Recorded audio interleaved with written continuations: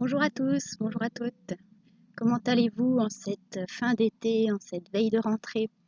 J'espère que vous allez tous bien, que vous n'avez pas été trop chahutés par les énergies qui étaient un petit peu fortes, que vous avez pu vous ressourcer, recharger vos batteries, profiter de vos proches, etc. Tout ce qu'on peut, tout ce dont vous aviez besoin et tout ce qu'on peut vous souhaiter pour un été, si vous avez eu la chance d'avoir des vacances, et sinon de pouvoir profiter du soleil et de la période estivale. Voilà.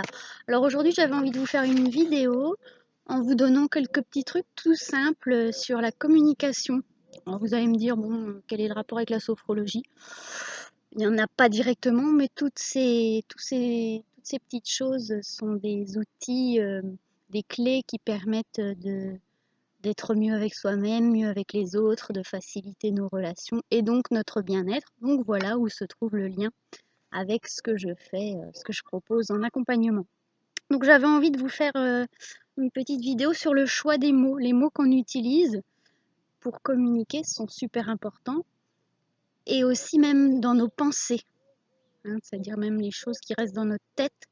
Je ne sais pas si vous êtes d'accord avec l'idée que la pensée crée la réalité et la pensée amène une émotion. Si je pense, oh là là, en ce moment, dans tout ce que je fais, il n'y a rien qui marche. Est-ce qu'à votre avis, je vais ressentir une grande émotion de joie, d'enthousiasme après une pensée comme ça? Pas sûr.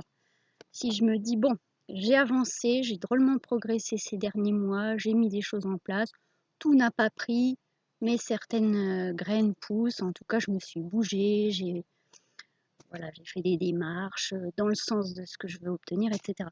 Donc la qualité de nos pensées et les mots que nous choisissons, que ce soit en pensée, donc interne ou dans notre communication avec les autres, est super importante pour que les choses soient fluides et puis pour qu'on puisse se sentir bien avec soi et avec les autres. Donc, dans cette idée du choix des mots, quelques petites pistes que j'avais envie de vous partager. Personnellement, depuis quelque temps, je m'attache vraiment à enlever les il faut et les je dois. Parce que je trouve que c'est vraiment castrateur en fait, hein, le mot est fort mais c'est ça.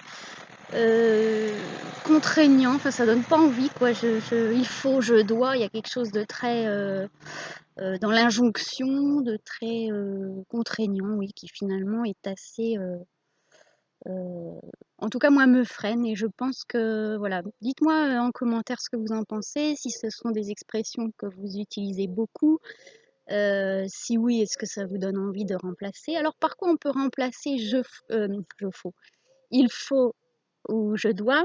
Eh bien par exemple par j'ai envie. Tiens, il faudrait que je fasse alors vous allez me dire ça marche pas avec tout, mais il faudrait que je fasse une lessive. Bon, alors pour la lessive, l'exemple n'est pas très adapté parce que je ne veux pas dire que j'ai vraiment envie de faire ma lessive. Donc, je choisis ou j'ai besoin. J'ai besoin de faire ma lessive, comme ça j'aurai des habits propres à me mettre et ce sera plus agréable. Bon, l'exemple n'était pas très adapté pour le j'ai envie de. Moi, par exemple, plutôt qu'il faut que je mette en place des ateliers, ça n'a pas de sens. Qui c'est qui dit il faut? Déjà personne. Euh, Ça, c'est une question intéressante aussi à se poser. Qui est-ce qui dit il faut que? Ça vient d'où? Est-ce que c'est la société? Est-ce que c'est moi-même? Est-ce que c'est mon patron, si j'ai un patron? Est-ce que c'est... Ça peut être une question intéressante à se poser. Qui est-ce qui dit il faut que, je dois, je devrais, etc. Donc, plutôt que il faut, je dois, j'ai envie, ou je choisis de, ou j'ai besoin. Voilà. La notion de besoin est assez intéressante. Et je trouve quand même que ça change complètement l'énergie et du coup la motivation. Ah bah ouais, j'ai besoin de faire ça ou j'ai envie de faire ça, telle ou telle activité. J'ai envie d'aller courir parce que je sais que ça me fait du bien, qu'après je me sens bien, même s'il faut que je... Il faut que... Même si ça me demande euh, un effort pour m'y mettre, mais je sais qu'une fois que je vais courir, je vais me sentir bien. Là, je vous donne un exemple personnel, hein. Il y a des gens qui peut-être détestent courir. Moi, je sais que quand j'y vais, ça m'ouvre physiquement, il y a des sensations physiques d'ouverture, un bien-être plus important, des pensées plus positives, et puis qu'après je suis contente et je me sens mieux. Voilà. Donc il faut que j'aille courir. Non, j'ai envie de. Alors à quel moment je peux faire ça? À quel moment je peux me planifier un moment qui soit réalisable, qui soit voilà, qui ne me mette pas dans la contrainte. Quand est-ce que je peux y aller? Aujourd'hui ou demain? À quel moment? Voilà, et essayer de préciser les choses. Première notion, donc le il faut, les il faut, je dois. Et si vous prêtez un petit peu attention, alors je ne sais pas vous, c'est pour ça que je serais curieuse de lire vos commentaires. Moi, ce sont des expressions que j'utilisais, que j'utilise encore parce que c'est bien ancré depuis des années, mais que j'utilisais énormément. Et maintenant, j'ai plus envie d'utiliser ces termes-là. Je trouve que ça sonne pas juste et que c'est, il y a mieux dans notre langage. Il y a quand même beaucoup de possibilités, beaucoup de mots dans la langue française. Et les il faut, je dois, ça me convient plus. Donc dites-moi ce que vous en pensez. Autre mot que souvent on utilise, oui, oui, je vais essayer, ou j'essaie de faire ça. Vous trouvez pas qu'il y a quelque chose qui sonne faux, qui cloche?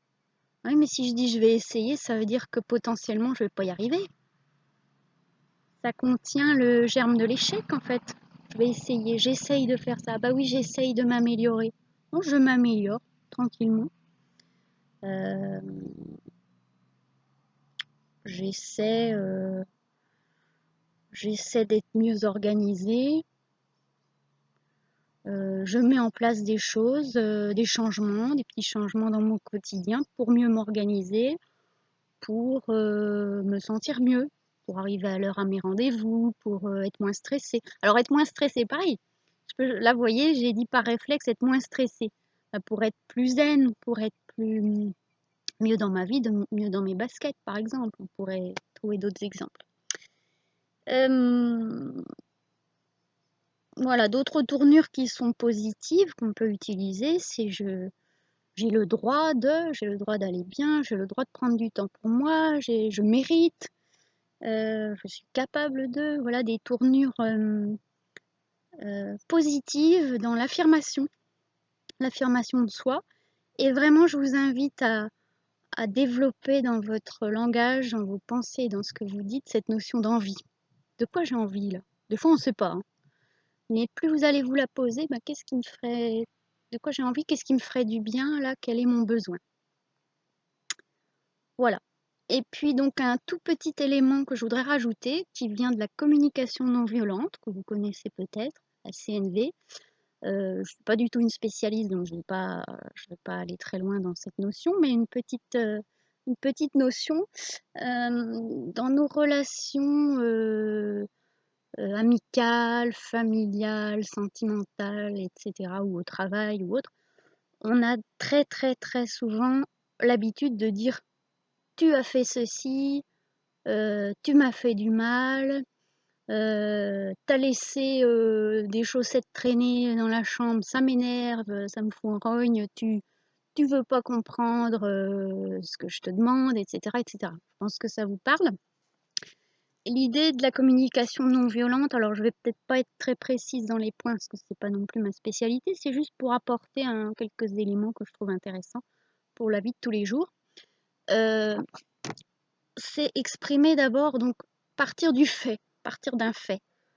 Ah bah il y a les chaussettes sont restées dans le couloir. Et puis exprimer les sentiments, les émotions. Et du coup, moi je me suis sentie agacée. Parce que j'ai besoin que la maison soit bien rangée, que le couloir soit libre et accessible. Je dis n'importe quoi, voilà, les exemples qui me viennent sont peut-être pas les meilleurs, mais j'espère que ça vous parle quand même. Donc partir du fait, exprimer ses sentiments, ses émotions et aller vers le besoin, au lieu de toujours être dans l'accusation. Et d'ailleurs, on nous avait dit en formation, le tu tue la relation. Donc si je suis tout le temps dans le reproche, comment vous vous sentez en face? Oui, t'as fait ça, nana, comment on se sent? Attaqué? Ouais, je dirais attaqué. C'est pas très agréable. Même si on peut entendre que sur certains points, on a des choses à se reprocher, etc. Mais c'est une façon très, très agressive, très directe. Et finalement, on ne parle pas de soi. Et si vous testez dans les relations, alors ça demande une gymnastique parce qu'on n'a tellement pas pris l'habitude de communiquer comme ça, que c'est pas évident au début.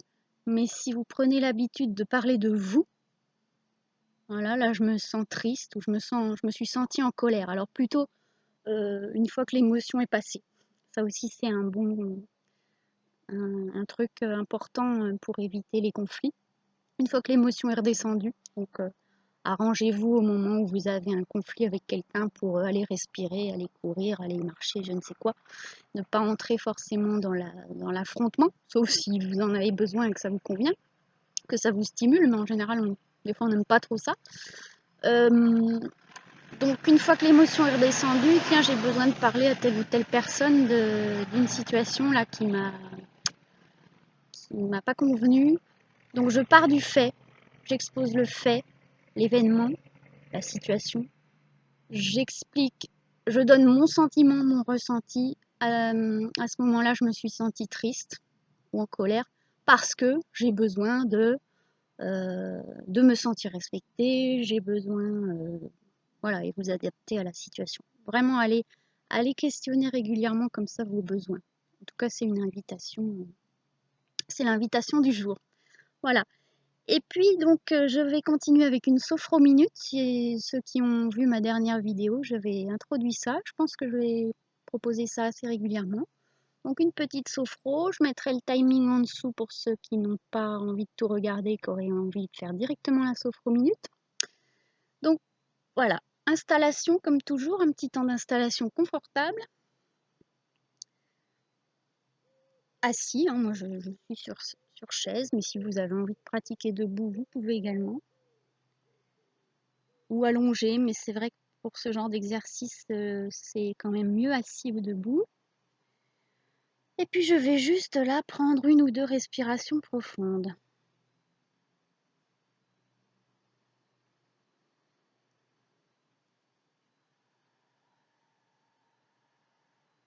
En laissant mon corps se déposer, se relâcher, se relaxer sur l'expire.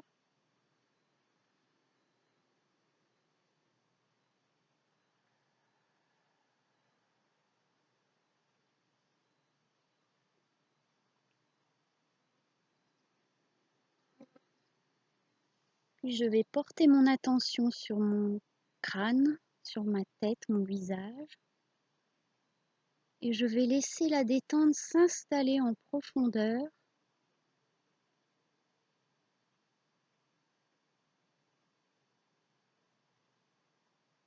Dans tous mes muscles, dans chaque petit recoin de peau. Vous prenez le temps de sentir si les muscles autour des yeux sont relâchés.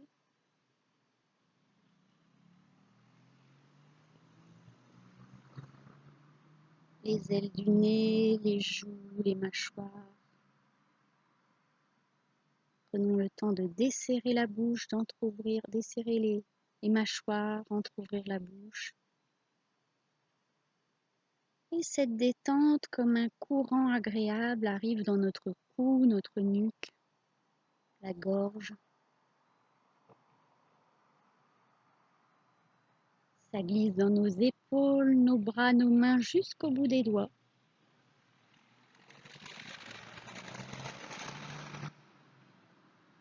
Puis cette détente s'installe au niveau du thorax, de la poitrine, tout le haut du dos. Et là, nous pouvons bâiller ou soupirer pour amplifier cette détente. Ah. Détente qui arrive au niveau du plexus solaire, au niveau de l'estomac, et vous pouvez visualiser votre soleil intérieur, votre rayonnement personnel. Un soleil qui est d'abord petit, puis qui au fur et à mesure s'amplifie et émet son rayonnement autour du corps, tout autour de vous, pour aller se diffuser et être partagé avec les autres. Détente qui vient faire du bien à tous nos organes, tous les organes de la digestion, également les reins. Les reins qui sont au milieu du dos, on a tendance à les situer un peu trop bas, sous les côtes, avec les glandes surrénales. Voilà, ils profitent aussi de ce moment. Ah, on relâche tout le dos, tout l'abdomen, toutes les tensions accumulées. Pour X raisons, des fois c'est juste des tensions émotionnelles liées à des situations plus ou moins récentes.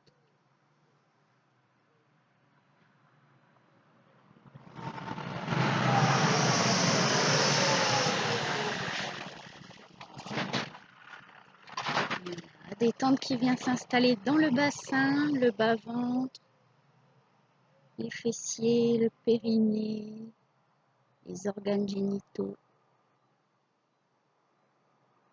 et qui se propage dans les jambes jusqu'au bout des pieds.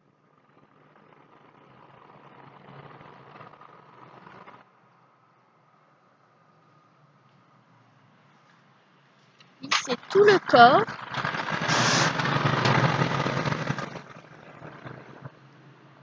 Tout le corps, pardon pour les bruits de camion, j'ai eu envie de vous faire ça dehors aujourd'hui, donc ça fait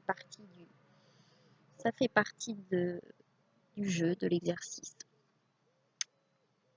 Donc tout le corps est détendu, se détend, et par la même occasion, l'esprit accompagne cette détente. Une sophrominute, donc comme son nom l'indique, normalement ça pourrait même prendre une minute, mais c'est assez court. Donc là, je vais simplement vous proposer de laisser venir une ou plusieurs couleurs que vous aimez ou des couleurs dont vous avez besoin. Vous avez besoin de l'énergie de ces couleurs maintenant, sans réfléchir avec le mental. Laissez venir.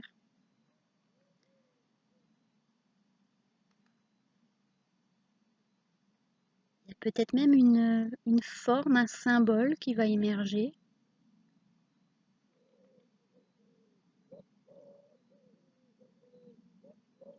Voilà, on ne cherche pas à comprendre, à analyser, on accueille simplement ce qui se présente là.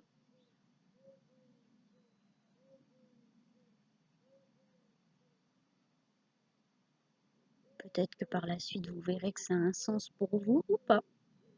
Ça en a un pour votre inconscient, pour votre corps.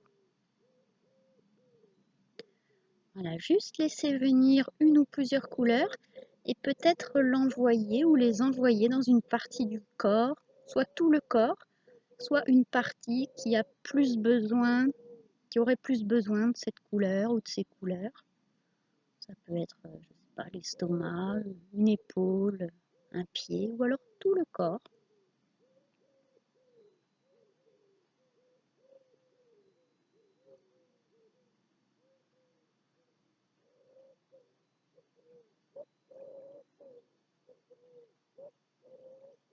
Et puis vous pouvez vous remercier, vous dire merci d'avoir pris ce petit temps de pause pour vous. Dans des vies où on a un peu trop tendance à courir et à ne plus savoir être, se poser et juste être. Voilà, je vous invite tout doucement à vous préparer à sortir de la séance à votre rythme, en remettant un petit peu de mouvement dans le corps, en prenant une ou deux respirations plus profondes, en vous étirant, en bâillant, et ouvrir les yeux quand ce sera juste pour vous.